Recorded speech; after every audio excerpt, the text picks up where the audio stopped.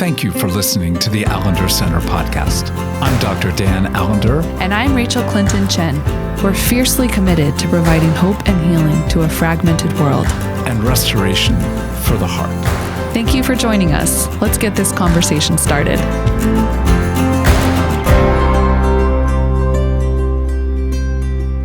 Well, Dan, we are here today with a much anticipated and actually much requested conversation around trauma and the body. We have been getting a lot of requests from people to talk more about what is trauma, what's the impact of trauma, how do we heal, how do we grow resiliency in the midst of ongoing, persistent, chronic and or collective trauma. Obviously, we have not shied away from talking about the different ways in which we have been at the mercy of disordered systems of threat and crisis this year. And I think for the most part, if we were honest, we could say we've been trying to have all those conversations, managing our own relationship and trauma. Yeah. You all might remember a while ago we did a podcast series on not being well.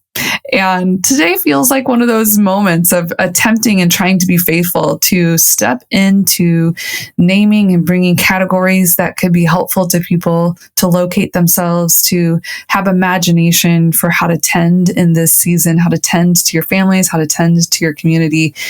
And it's also really hard to do when you find yourself in moments where it's in our home, we would call it like turtle, like pull into your shell, anchor down, like wait out the storm. It's a language we've cultivated with our children, our preteens around like, I need a turtle for a minute. And so I can just confess, I come to this conversation feeling like, I just don't know if I'm well. Well, the fact that you're asking, you don't know. I'll say on my behalf, I'm not well. And it is a bit of a reprise of that series we did of how to engage being not well when you're not well. And I feel like that's pretty damn close to what, as we begin talking, I could swear, I think I just did. I could weep.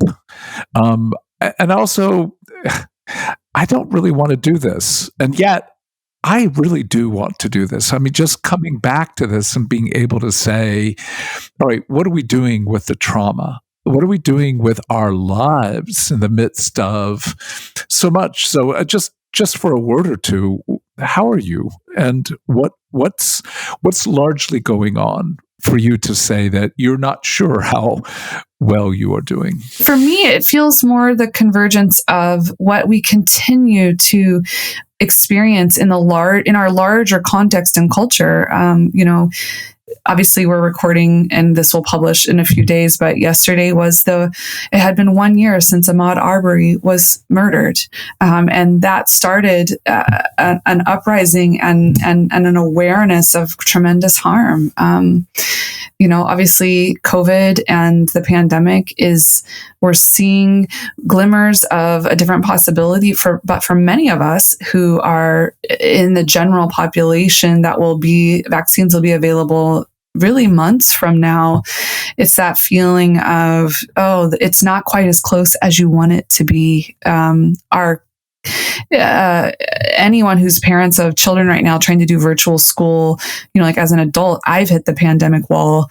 They hit the pandemic wall a while ago. And then I think, more specifically, there has been a rise in hate crimes against Asian Americans in our country that have come to a head in the past couple of weeks. And the implications for that, not just for the current moment, but that they've been here for a long season, especially with the pandemic and language that was coming out of the leadership of our country, and how that impacts my family, the friendships, the Allender Center.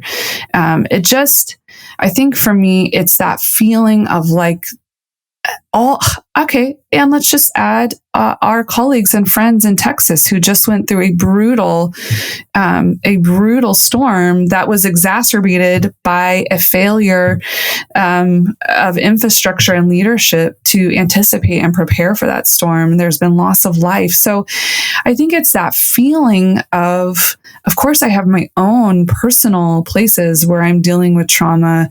I have places where I'm dealing with collective trauma. I have places where people I love are at the mercy of systems that in many ways feel overwhelming and have a long history. And it doesn't feel like much has shifted with regard to the pandemic and what's possible. So it's that kind of overwhelming, when we start talking about trauma is that threat, and it doesn't have to be, it's a perceived threat to life.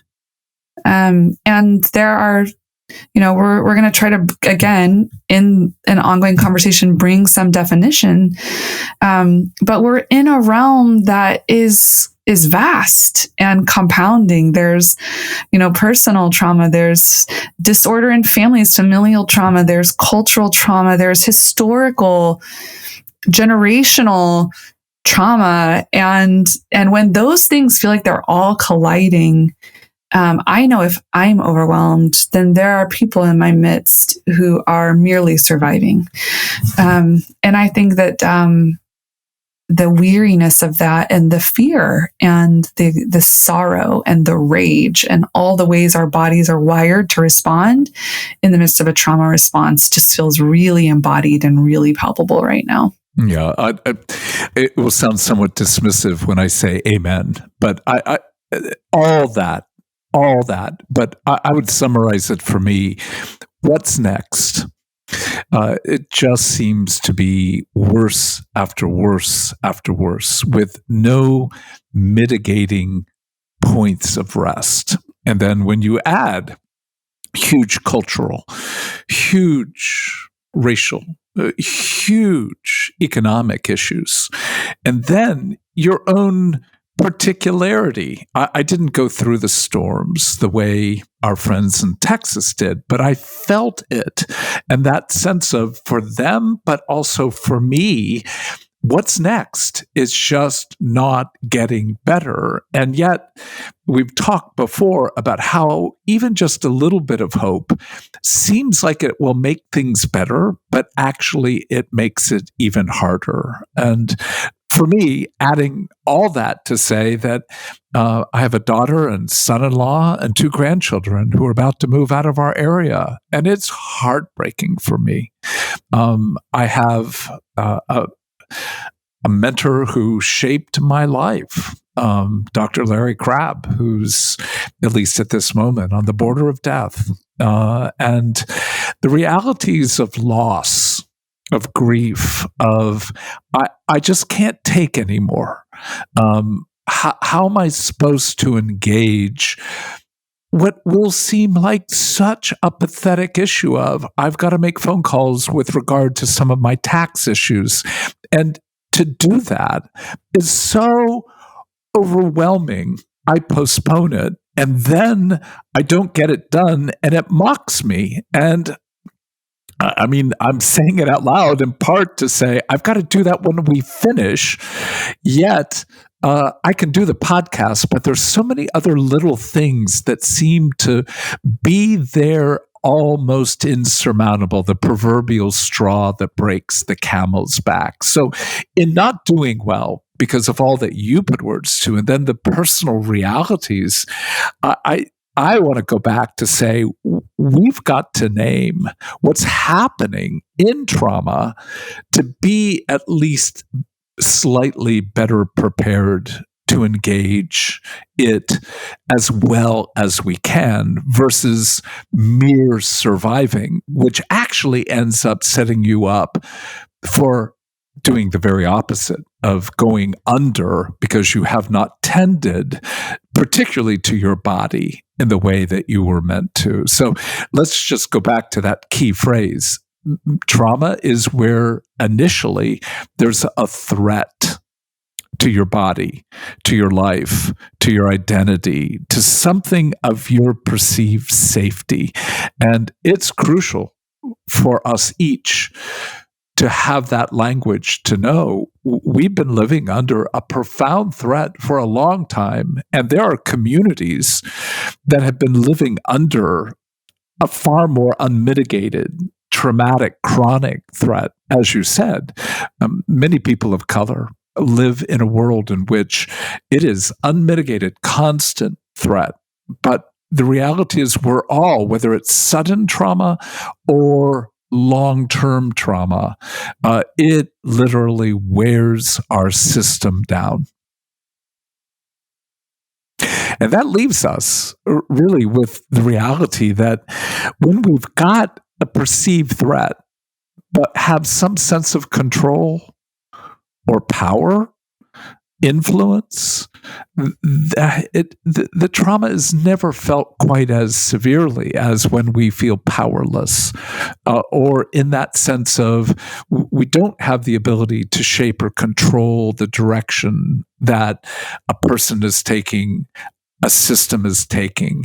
So not just a threat to our life, our identity, to our body, to our relationships, but when that's added to, I don't feel like I can handle this, there's nothing I can do to change this, that's when trauma becomes even more intense. And that is a deep sense of powerlessness.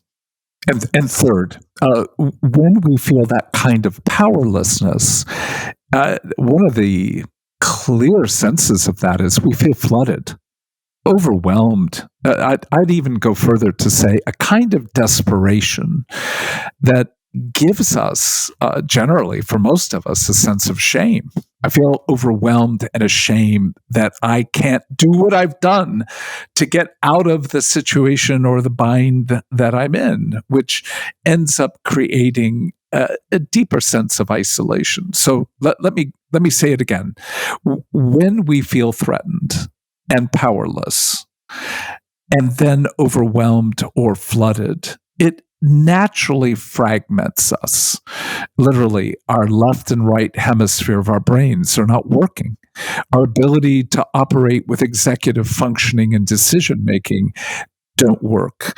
And in the midst of feeling powerless, the inevitable reality is our body becomes numb. We don't have the same level of awareness of our body, of what our heart wants and desires. We go numb. And that's where the last phrase is. In the midst of all that, the tragedy is, more often than not, we isolate. And as a result, we disconnect from the very social realm that could be most helpful in helping us come back, because in that sense of shame, there's so much proclivity to accuse ourselves or be susceptible to accusation or to find fault or to blame ourselves. So again, it's just a freaking mess when you begin to put all that as the reality of just one trauma, let alone what we've been beginning to talk about is individual, familial, relational, spiritual, systemic, cultural trauma. No wonder we're a mess. Yeah, and it's like, I just feel the agony of that. And I think I would say to those of you who are listening, Dan and I talked about this before we started. Like, for some people, you are in the midst of where it's too much right now to even try to put language to it. And in some ways, the fragmentation and it is a mercy. And we say that like a time limited mercy, right? It's not meant to be the end all be all answer, but we're aware this podcast won't be like, not everyone's going to be at the place where they're ready for the language. So we do hope for those of you who are just like, too much today, I'm going to flag this. I'll come back to it another day when have maybe a slightly different margin. And for others of you, you do find that you have some margin. but you don't, maybe, you're experiencing trauma in a new way, then maybe you've been able to escape with some of these coping mechanisms, but you find you don't have the same capacity to just kind of power through and overcome. And I think our hope is to give you some language and a framework to understand what's happening, and to have some tools to both advocate for yourself, but I would also say to have imagination for how to offer care to those in your midst. Because one of the things I think will just be really important for us to keep coming back to is this is why we belong to each other, why we, especially as Christians, talk about this union in the spirit that we have, because this is a season where we need each other in ways that we've maybe been able to get by. Not all the time, but, maybe in general, we've been able to get by without needing each other. And so for some of us, and so our hope is to provide not only a context for what's happening for you, but like what's happening for those you love, what's happening for people you're working with, what's happening in a larger way as you're interacting with people, that you might be able to extend more grace, more understanding, and offer care for people in ways that might be just more effective in this particular season. There's something about knowing that we universally have some very common realities in the midst of trauma. We're all different. And the differences are profound in terms of how we each engage the reality of trauma. But in the middle of trauma, our bodies have a certain commonality, again, with differences, but a commonality. And that's what we're inviting you to begin to go.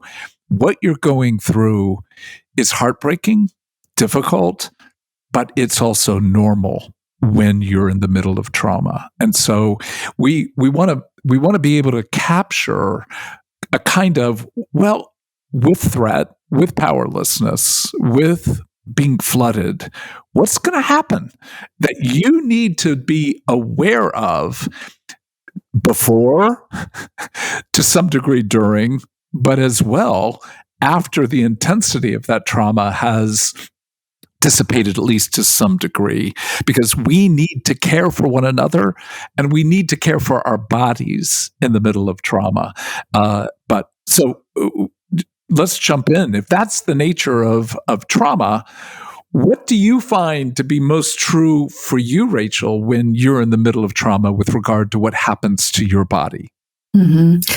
I think in this particular season, the fragmentation piece is what feels most palpable. And I think it would be helpful. When I say fragmentation, I know exactly what I'm talking about.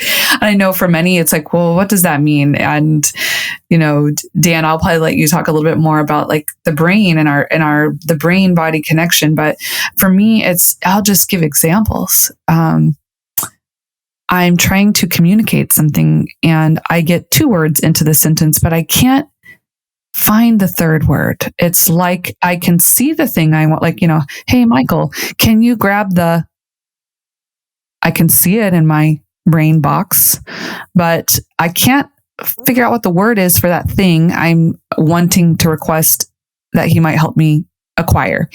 And I feel like it's happening is like almost every sentence. I can get the first 2 words of the sentence. I can't actually articulate the final, most important word. So this breakdown of language, and not just a breakdown of language, but that sense of my brain is fuzzy. I feel like I'm wading through water. I'm not as able to, I go to the refrigerator. I'm standing in front of the refrigerator. I can't remember what I came to the refrigerator to get. I'm not as able to multitask as in other seasons. I might be like, I'm actually like, I say not as able to multitask. Let's just be clear. There is no multitasking. Oh, I'm sorry. That's just hilarious. Yeah. Well, and again, I don't want to get too tedious or boring here, but we have to understand we have an autonomic nervous system that's made up of the sympathetic and parasympathetic systems. And the sympathetic is what is sort of the go, the movement, the energy. And the parasympathetic is the slowdown, the ability to rest. And the sympathetic system is what really shapes our ability to do what generally would be called fight or flight. And when we are in trauma, our brain, through our limbic system, particularly our amygdala, and through our hypothalamus, is able to make assessments about danger. And in that danger, our body is flooded, truly flooded with epinephrine or cortisol or stress biochemicals, sugar. Literally, our body just like gives us rushes of sugar to be able to move quickly. Well, the dilemma is we're meant to have these bursts of intensity, but then to return to rest. Well, if you're in unchanging, unmitigated trauma, like we've been in for a year, universally across the world, and then add 100 other forms of that, our bodies never have a chance to really come down to rest. And our body is meant to have this notion of homeostasis, balance, the ability to go rest. Well, what happens is that homeostasis shifts to what's called allostasis, and that is we get ramped up and we never really come down. Well, we can adapt for a long period of time, but part of the fragmentation is our body is literally being torn to pieces. I mean, our body is experiencing a literal fragmentation because you're not able to have balance and rest.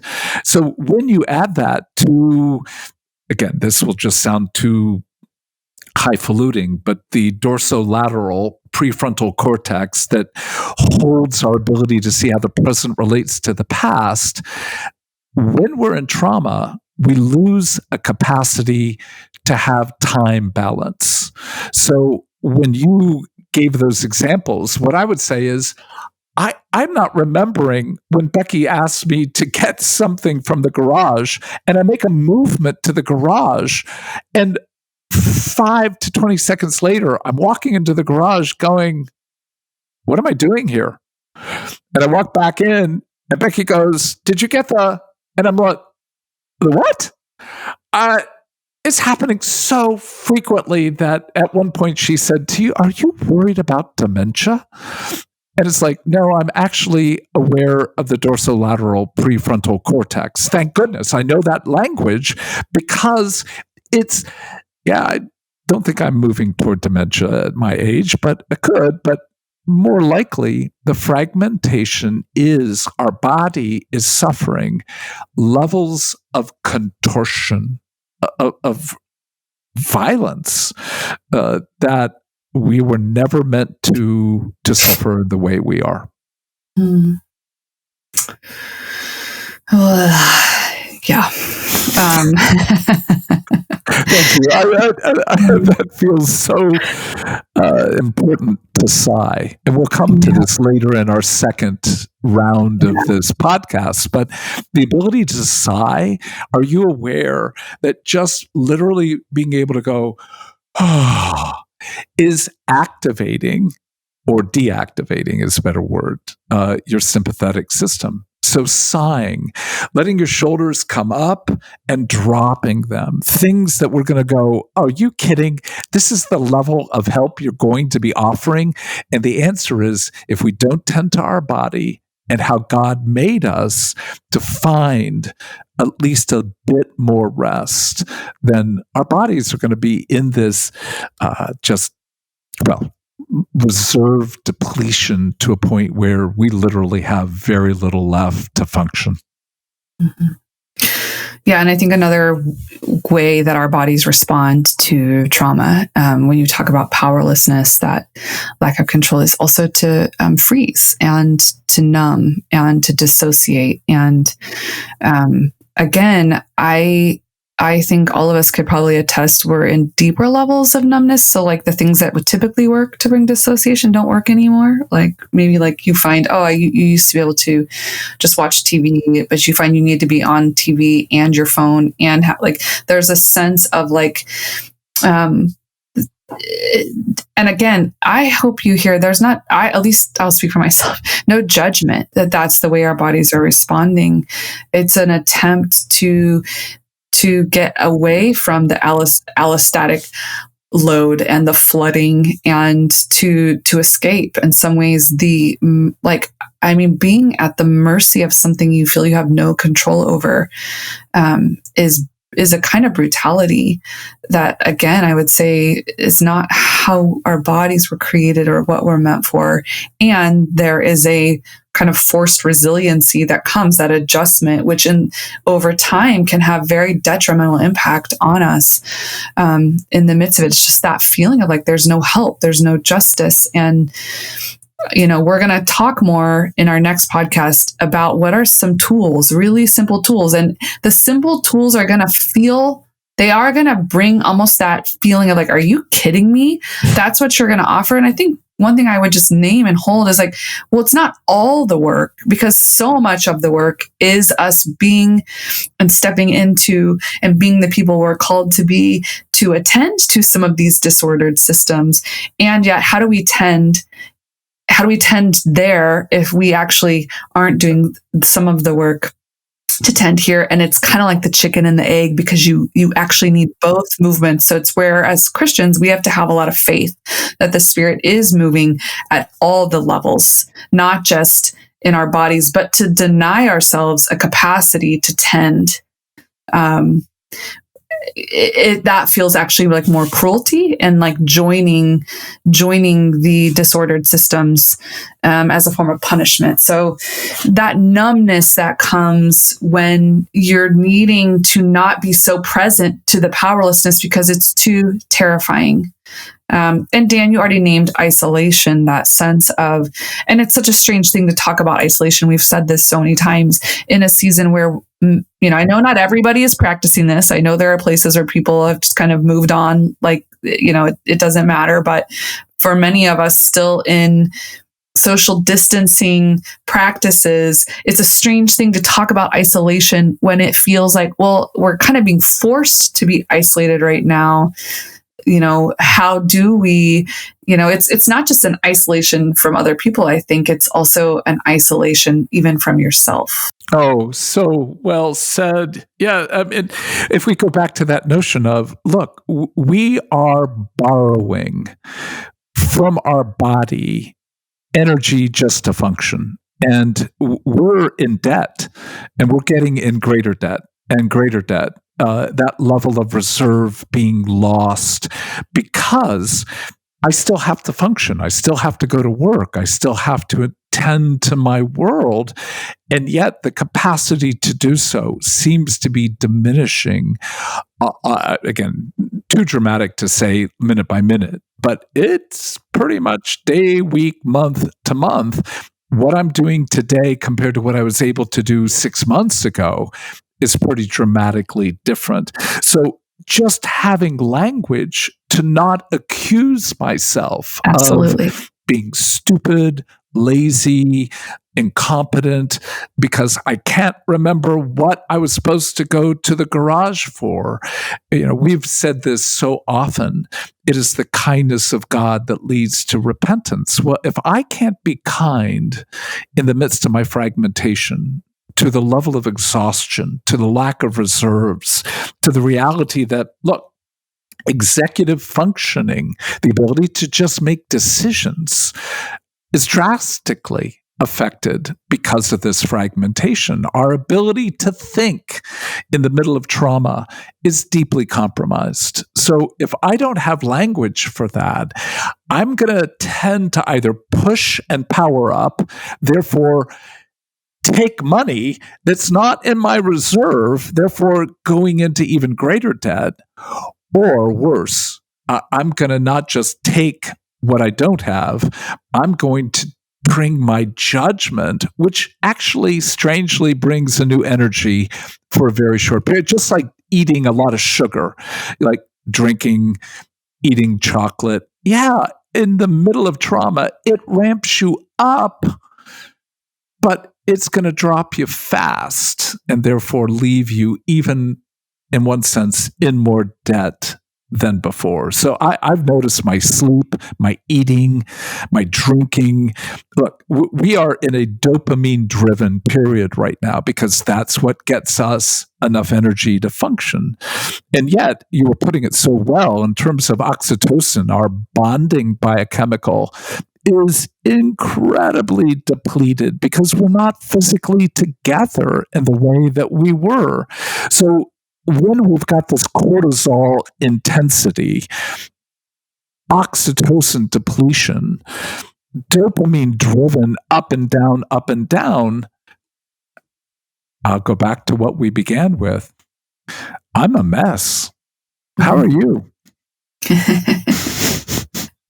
Turtle. And I think where we hope to go in our next podcast is to provide some really tangible, to talk really tangible and to kind of really bring it down. It's not going to feel sufficient, but it's a necessary beginning. And we also have colleagues who are going to be hosting a one-day conference in April to go even more in depth and provide some embodied practices on trauma in the body. Abby Wong-Hefter and Jenny McGrath, and we'll have more insight about that as well. So we know this is going to need to be an ongoing conversation. We are committed to that. We do not bring this to bring despair, more to help you locate. And especially in Christian contexts, when some of these things manifest in ways that we've only known how to talk about them with regard to sin, we're also trying to provide a framework and a language for your body to understand, like Dan said, that judgment, accusation, and telling yourself just to stop is not going to be sufficient. So we've got to find some other pathways to tend, and that will be our hope as we're with you again. And if we can invite you, even before you join us next week, just to consider again, what does it mean to be kind when you can't remember what you were going to the garage for? When you can't find the word that you want to speak? What would it mean for you to even begin now to say, what do I do to stand against judgment and open up my heart to what I need most in the midst of trauma? And that's kindness. The Allender Center podcast is produced by the Seattle School of Theology and Psychology. If you'd like more information about the Allender Center, you can look at theallendercenter.org.